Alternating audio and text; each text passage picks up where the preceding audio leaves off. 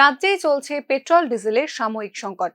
Petrol diesel পাওয়া যাচ্ছে না একাধিক পাম্পে, আবার যেখানে যেখানে পাওয়া যাচ্ছে সেখানেও রয়েছে সরকারি বিধিনিষেধ। 2 চাকা ও 3 চাকার যানের জন্য প্রতিদিন নেওয়া যাবে 200 টাকার পেট্রোল। 4 চাকার মালিকরা প্রতিদিন 500 টাকার পেট্রোল কিনতে পারবেন বলেই বিজ্ঞপ্তি জারি করেছে সরকার। তবে যেখানে যেখানে তেল পাওয়া যাচ্ছে সেখানেও পড়ছে লম্বা লাইন। সব মিলিয়ে চূড়ান্ত অসুবিধায় পড়েছেন সাধারণ ক্রেতা। তবে এই সমস্যা দ্রুত সমাধান হবে বলেই আশ্বাস দিলেন একাধিক পেট্রোল পাম্পের কর্তৃপক্ষ। তারা জানান, ট্রেন লাইনের সমস্যা হওয়ায় তেল বোঝাই ট্রেন রাজ্যে আসতে দেরি হচ্ছে, তাই এই সাময়িক সংকট দেখা দিয়েছে। তবে আগামী দিন দুয়েকের মধ্যেই পরিস্থিতি স্বাভাবিক হয়ে যাবে।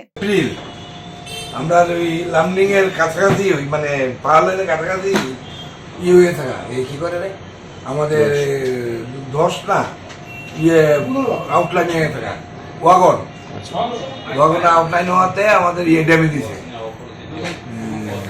ট্র্যাক ড্যামেজ দিছে, লাইন ড্যামেজ দিছে। ফলে এই স্বাভাবিক করতে স্বাভাবিক হয়ে গেছে অলরেডি।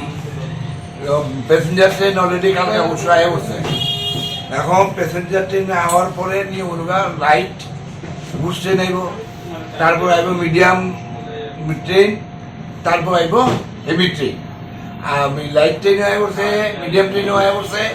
আজকে রাত্রে মোস্ট প্রবলি হেভি ট্রেনগুলো ট্রেন 5 দিনে কালকে আয় পড়বো ধর্মনগর। কালকে ধর্মনগর আইলে খালি করে লোড করে কালকে রাত্রে বসে সকালবেলায় সব নর্মাল, একদম টোটালি নর্মাল হয়ে যাবো।